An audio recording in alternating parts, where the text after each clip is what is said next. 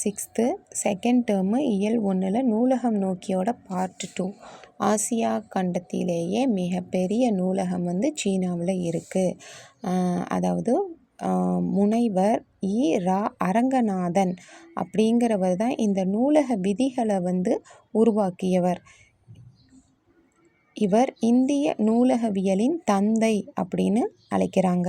Father of Indian library science father of Indian library science, இந்திய நூலகவியலின் தந்தை முனைவர் ரா. அரங்கநாதன். அவர் தான் இந்த நூலகத்துக்கான விதிகளெல்லாம் எழுதினவர். அடுத்தது லைப்ரரியன் டேங்கிறது வந்து ஆகஸ்ட் 12. லைப்ரரியன் டேங்கிறது ஆகஸ்ட் 12. தரைத்தளத்தில் பார்வைத்திறன் குறைபாடு உடையோருக்கான பிரிவு உள்ளது. தொட்டு பார்த்து படிப்பதற்கு பிரெய்லி நூல்கள் உள்ளன. ஒளிவடிவ நூல்கள் குறுந்தகடுகளும் இருக்குது. எதுலனா தரைத்தளத்தில் பார்வையற்றோருக்கான இதில் இருக்குது. நகரும் படிக்கட்டு அதில் இருக்குது.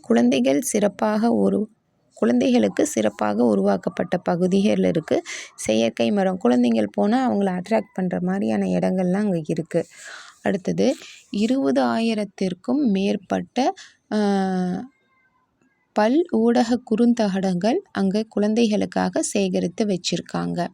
20,000 குறுந்தகடுகள் வச்சுருக்காங்க. பிற நாடுகளில் இருந்து திரட்டப்பட்ட 50,000 நூல்களும் அங்கே வச்சுருக்காங்க. 50,000 நூல்கள் வச்சுருக்காங்க.